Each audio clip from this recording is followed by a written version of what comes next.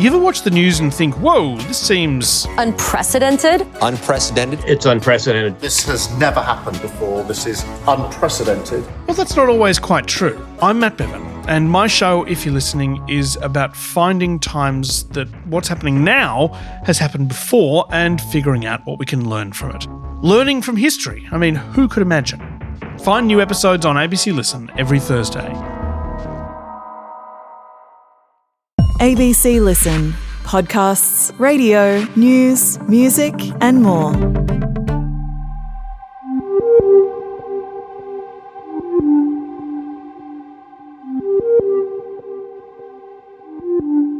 After just over a day of deliberation, the jury deciding whether or not Rajwinder Singh is guilty of the murder of Toyah Cordingley has returned their verdict.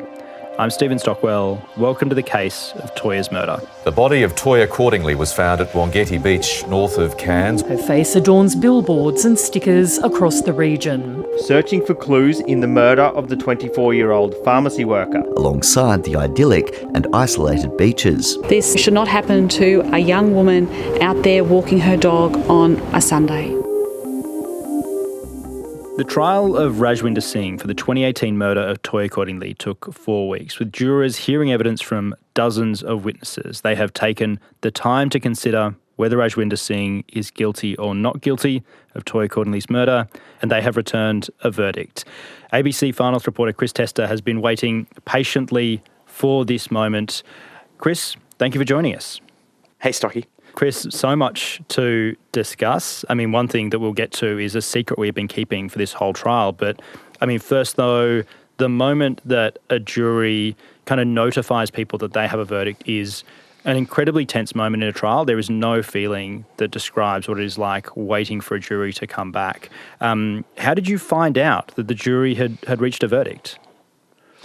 Yeah, look, you have to factor in that this comes after hours of waiting, and you're waiting outside the courtroom itself, so kind of in the hallways of the court, and there's not a lot there except, you know, some chairs, a few places to sit down. For us as journalists, there's a bit of work you can get done, but for the family and friends of Toyah Cordingley, and there have been a lot who've been turning up to court every single day of this trial, it's just tense moments where you I guess, don't know what, you know, how long you're going to be waiting for.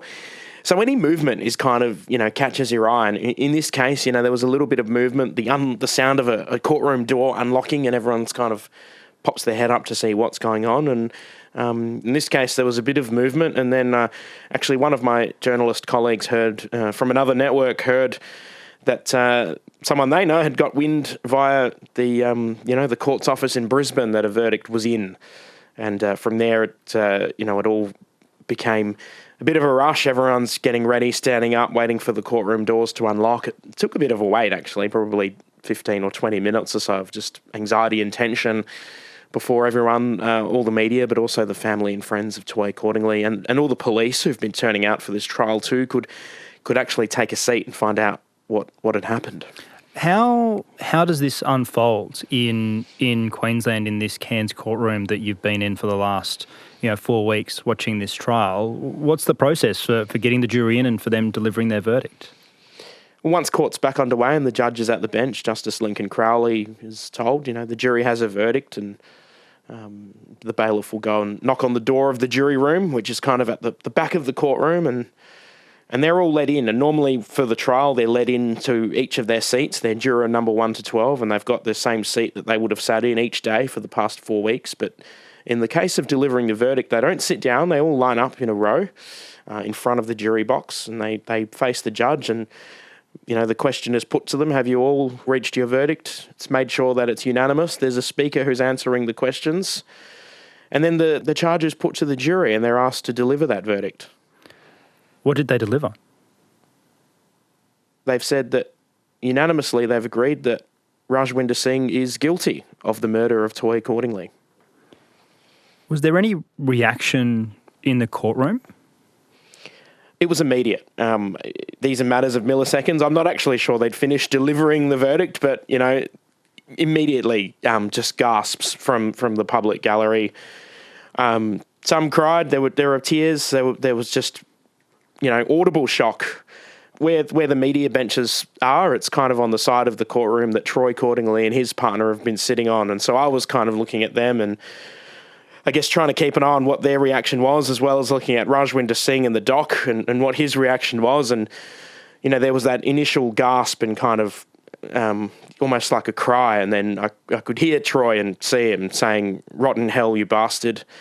To which the Crown Prosecutor, Nathan Crane, kind of turned around and gestured to the gallery to kind of keep a lid on things. But it was just palpable. There was an absolute outpouring of emotion in that courtroom. It's a cliche we kind of try and tend to steer clear from in news writing and news copy, but it was absolutely appropriate here. It was just, it was an outpouring of emotion, of grief, and I guess one of finality, because this has come at the end of not just a 4-week trial, but for all of her family and friends who've been waiting, it's 7 years of waiting for an outcome and waiting for justice. Yeah, and Toyah Cordingley's dad, has been there that whole time, gave evidence really early in the trial, you know, had to retell the story of finding his daughter's body, you know, buried under sand on Wongatty Beach. And so, yeah, it would be an incredibly emotional moment for him and the rest of Toyah Cordingley's family as well and their supporters.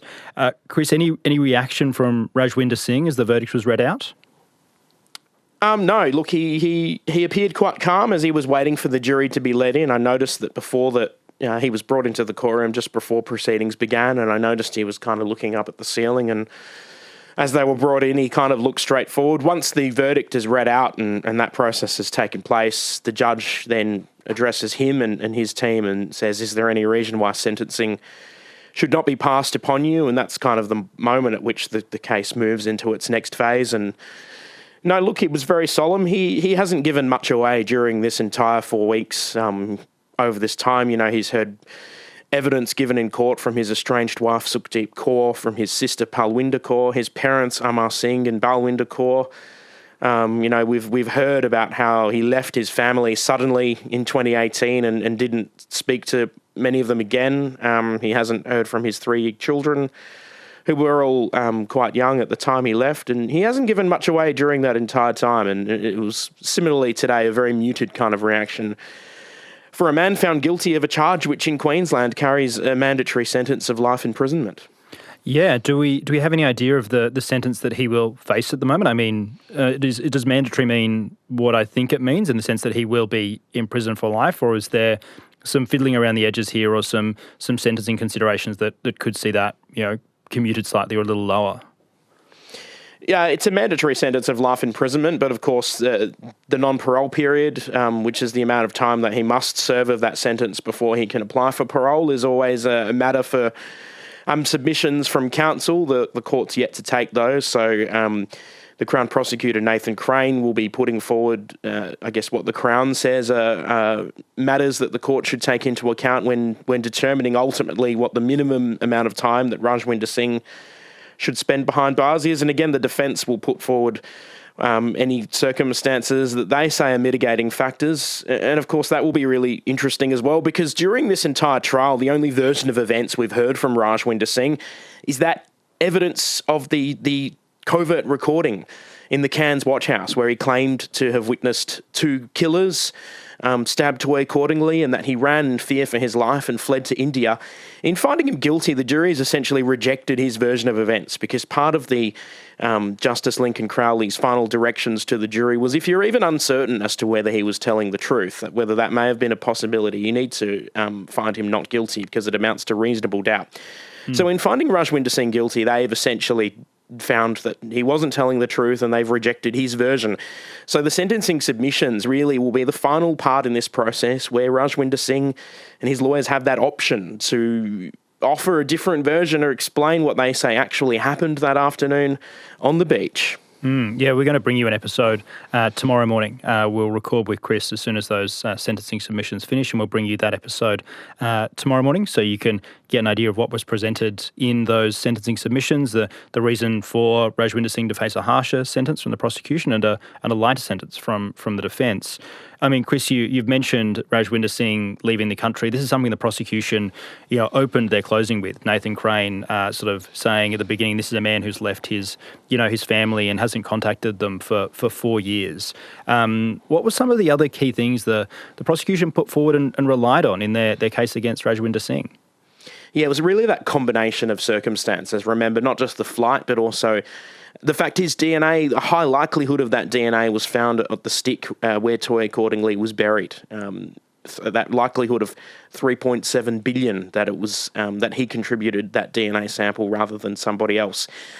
Combined with the fact that the movements of his Blue Alfa Romeo appeared to match those of Toyah Cordingley's phone, those 3 pings, the phone's final 3 connections with any phone towers that were registered in what appeared to be a journey away from the beach, just really happened to line up with the movements of Rajwinder Singh's Blue Alfa Romeo.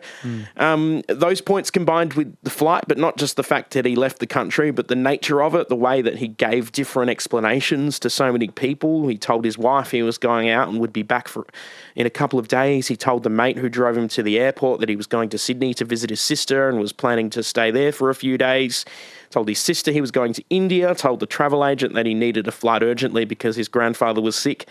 And then on the evidence, none of these people heard from him again for more than 4 years until he was arrested in New Delhi after a reward was offered for information leading to his whereabouts. So the prosecution really relied on the combination of these circumstances to say he was there, he was at the beach, only the killer had the opportunity to take the phone.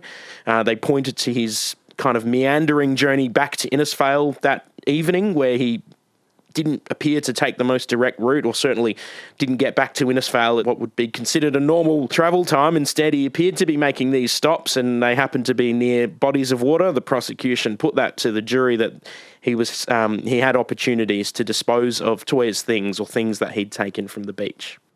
Yeah, and the defence, we heard through the trial, and particularly in their closing statements, kind of pointing to a few kind of key things that they were kind of highlighting, I guess, to plant doubt in the mind of the jury, and these were things like, where did he get a knife from? What about some of the other people that were around that beach that day? And questioning whether or not the jury could really trust the science of the DNA testing and also of the kind of the phone tracking that had pinned Toyah Cordingley's phone to Rajwinder Singh's car.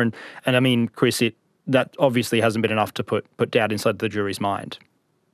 No, so they've returned their verdict after about 7 hours of deliberations in court time. They began on Friday afternoon, just after 3 o'clock, and continued to sit till 4:30 on Friday, and then they had the weekend off, and we reconvened this morning. In that time, there weren't any jury notes. The jury can ask questions during deliberations. They can get pieces of evidence clarified. These are all done through notes that are handed via the bailiff to the judge, and everyone gets reconvened in the courtroom, and sometimes there's legal argument about how that question should be answered. None of that happened. It was pretty solid deliberations. The jurors left today, as in left the building for some very, very brief smoko breaks, probably about 10-15 minutes each. They had their lunch brought in with them. Look, the defence, its arguments really centred on the possibilities that these other people could have committed this murder. Greg Maguire, the defence barrister, said, they've got the wrong bloke. He pointed to these things that he said the Crown was relying on that just didn't make sense. And we heard some names. Some of these people gave evidence. Marco Hardenreich, the boyfriend of Toyah Cordingley. Evan McRae was a tradesman who had kind of what the court heard was a history of violence. Remy Fry was a school teacher visiting his mum that day. They all came to court and gave evidence about where they were on that day. And the Crown answered this by saying, we've got their phone records, we've looked at CCTV footage to know where these people were driving on that day, and they just weren't there. And then the defence brought in another fellow called Joshua James Richards, who actually murdered a man on the 17th of October, so 4 days before Toyah Cordingley was killed, murdered a friend near Mossman with a bow and arrow. It was a guy he knew. He killed him over a property dispute. The court heard he later went back and actually somehow turfed that guy's car off a cliff near the Gelatin Range, which is not too far away from Port Douglas, and he was arrested on the 24th of October. And he was kind of a wild card that the defence brought in. He wasn't called as a witness or anything. He was eventually convicted of that murder, and the defence said, well, look, did the police know where this guy was every day? What about all these people who we've heard carry knives and go pig hunting near Wongetty Beach? So they were kind of casting a wide net, and ultimately the jury has come back and found Rajwinder Singh guilty, which means they've considered all these options and decided ultimately that they don't believe these people killed Toyah Cordingley because they've made a decision that they have no reasonable doubt. Yep. Yeah, they have. Chris, as well as the proceedings inside the courtroom today, what we often see at the end of something like this is, statements from, families, the police outside of court as well. I mean, it's a huge moment for the family of Toyah Cordingley. As you've been saying, it's been such a long road for them as well. This is a murder that happened in 2018, and here we are in 2025 with them, hopefully getting some closure around that. What did we hear outside court? We've heard brief statements from them, and as I said earlier, Toyah Cordingley's mum, Vanessa Gardner, and her dad, Troy Cordingley, they each come to court every day of this trial. Vanessa's supported by her partner and Troy by his, and they sit there through almost all the evidence. They've only left the courtroom for the particularly gruesome images and I guess graphic descriptions of the injuries that their daughter suffered. And this has been a 7-year journey for them, and they have at times had to front cameras over the years, appealing for information to help publicise, for example, that reward. But they're not people who seek the limelight, and I think they would much rather be well out of the spotlight and left alone. So I think it was a big thing for them to have to front cameras today and make statements to the media. We heard first from Vanessa Gardner, Toyah's mum, and she spoke a little bit about the daughter that she's lost and, the fact that it's not a day of joy for them, but really one of closure after such a long journey in getting justice. Today is a very long awaited day for us as a family. Almost 6.5 years now since Toyah was taken from us in the worst of circumstances. It's not so much a great day or a day to celebrate for us. Today is a big piece of this journey that needed an ending, and most of all, justice for our Toyah. For us as a family, we will never forget this lovable, innocent, full of life young woman, and we will always wonder what could have been if her life was not cut so short. As far as the person who committed this murder and inflicted a horrible death on our daughter, you will never be forgiven by us. I would like to say there are multiple victims in this, Marco for one, and then this man's wife, Sukhdeep Kaur, for whom we hold no malice towards, as her and her children are merely more collateral damage from this man's actions. To finish, my husband Snake and our 2 kids, Jack and Lena, and myself take this opportunity to finally say a massive thank you to everyone in the community, far and wide and overseas, involved, no matter how big or small your actions or contributions, where we sincerely thank you all from the bottom of our hearts. We'll never forget your great support. So thank you from us, and mostly importantly, Toyah. That's Vanessa Gardner, Toyah Cordingley's mum, standing outside the Cairns Supreme Court talking to the media following Rajwinder Singh's murder conviction. And I mean, Chris, interesting to hear Vanessa kind of referencing the other victims, not just Marco Hardenreich, but also Sukhdeep Kaur, Rajwinder Singh's wife. Yeah, she's described them there as almost collateral damage from what this man has done, Sukhdeep Kaur and her 3 children. So extraordinary statement from Vanessa Gardner, about someone who she didn't want to name. She didn't use Rajwinder Singh's name in that statement, quite pointedly, but an extraordinary insight into how the family of Toyah Cordingley are feeling about, some of these names and people that we've heard come up during this trial. Yeah, and we also heard from Troy Cordingley, Toyah Cordingley's dad, outside the courthouse as well. Today's verdict has delivered a form of justice, but for us there can never be true justice, as we now live in a world without Toyah, and the world is a poorer place for it. But Toyah will always be alive in our hearts and in the hearts of a great many others. That's Troy Cordingley, Toyah Cordingley's father. And Chris, as well as Toyah's parents, the police have spoken as well. What did we hear from them? That's right. We heard from Inspector Sonia Smith, who has been, I guess, one of the public faces of this investigation for 7 years. You know, she did a lot of media at the time when there really weren't many leads, and again, when they were trying to bring Rajwinder Singh back from India. She was actually surrounded, as she gave her statement to the press, by some of the detectives that we've heard evidence from in this trial. You know, Detective Matt Maddock, who was the one leading that team that spent all that time poring over the CCTV and traffic camera footage, that really painstaking task, that dragnet that led to them identifying Rajwinder Singh's Blue Alfa Romeo, and Zoe Goodall, who's been there for the extradition and supporting family as well, and Detective Sergeant Gary Hall. You know, these cops had tears in their eyes as Sonia Smith was reading out this statement, and she really spoke about not just how much it's affected the community more broadly of Far North Queensland, but just the volume of work and the scale of this murder investigation and I guess its significance, not just for the community of Far North Queensland, but it's to Toyah's family and loved ones as well. I'd like to acknowledge the work of everyone involved in this investigation, including the team of highly capable and dedicated detectives who stand behind me, who have been relentless in their pursuit of justice for Toyah and her family. Over the last 7 years, this team has worked tirelessly and remained committed to this extensive investigation, the international extradition and the judicial process. Most importantly, I would like to acknowledge Toyah's family and friends, particularly her mum Vanessa and her dad Troy. Words cannot articulate the pain and hurt they have endured over the last 7 years. That's Inspector Sonia Smith from the Queensland Police Service speaking outside the Cairns Supreme Court following the conviction of Rajwinder Singh for the 2018 murder of Toyah Cordingley on Wongetty Beach, just north of Cairns. If you have any questions about anything related to this case, feel free to get in touch, thecaseof@abc.net.au. We really do enjoy hearing from you, and we'll be knocking out an episode tomorrow morning as well, where we talk about what we hear through the sentencing submissions that are being made through Wednesday. And so we'll have room to answer some of those questions that we haven't been able to get to during the trial. And I mean, there's been some quite significant news that we have kept from you for this whole trial. We're going to be discussing this in much greater detail in an episode that will be coming very, very shortly. But Chris, this was in fact a retrial. Rajwinder Singh was tried for the murder of Toyah Cordingley earlier this year. What happened there?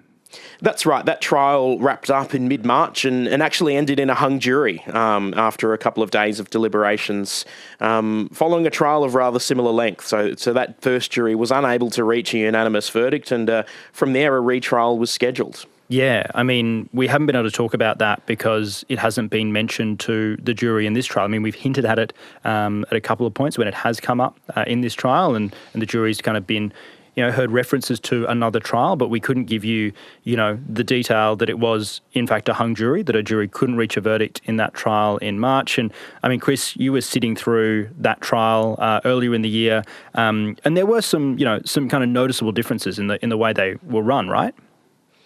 Yeah, look, I think broadly speaking, the evidence was the same. I think the Crown has brought a bit more detail to the second trial to cover off perhaps some areas that the defence were questioning during the first trial. We did hear a little bit of evidence during this trial about some work that had been done mainly by investigators since March to cover off on a couple of points. And the defence tactic maybe changed slightly, which we can get into a little later, but broadly speaking, the crux was the same, and the Crown was really relying on the same circumstantial facts in the second trial as they did in the first. Yeah, and Chris and I will be unpacking the two trials, basically comparing the two trials in an episode very, very soon. So make sure you grab yourself the ABC Listen app so you're in the best spot to grab that. It'll appear there slightly before it appears anywhere else, so you'll be front of the queue. And I mean, I don't like to be in the business of keeping secrets, but we've also been keeping another one. Chris, midway through this trial, a juror was discharged as well. That's right. It was probably a little bit past halfway during the trial. By this point, my count was that 62 witnesses had given evidence, and we all filed into the court for the usual 10 o'clock start in the morning, and proceedings weren't getting underway. And a jury note was provided to the judge via the bailiff, and then shared to both the Crown Prosecutor and Mr. Singh's counsel. Essentially, it was written by one juror about another juror, saying that that particular juror had been declaring, I guess, in conversation with jurors that he'd heard all he needed to and that his mind was made up. And the note alleged that this juror, the subject of the note, was not open to or, biased against any evidence from the police force. And it went on to talk about, I guess, kind of disrespectful ways that he'd spoken to other jurors and talking about how he had a history of violence himself and in his family. Quite an extraordinary note, and the court took some time that morning, both counsel and the judge, making submissions on what to actually do about this problem. I guess the inference was that the juror in question was prejudiced against the Crown case, and after some time it was decided that the juror who the note was about would be discharged, who was actually at the time the Speaker of the jury. So he was sent home. He was actually brought out into the courtroom before Justice Lincoln Crowley on his own with the other jurors all still in the jury room, and Justice Crowley explained to him, look, I've received this note, this is what it says, and I'm going to discharge you. And he said, yep, thanks, and left the room. Yeah, I mean, it was a pretty dramatic day, Chris. And I mean, at that point, questions over whether or not the trial would even continue. So we'll unpack that and even more in the episodes we've got coming up over the next week or so. So make sure, you grab yourself the ABC Listen app so you're at the front of the queue for that. And Chris, thank you so much for being in the room for all this and for bringing this to us basically as it unfolds. And you're back in today for sentencing submissions? That's right, we will be. Thank you. We'll be back in your feed tomorrow.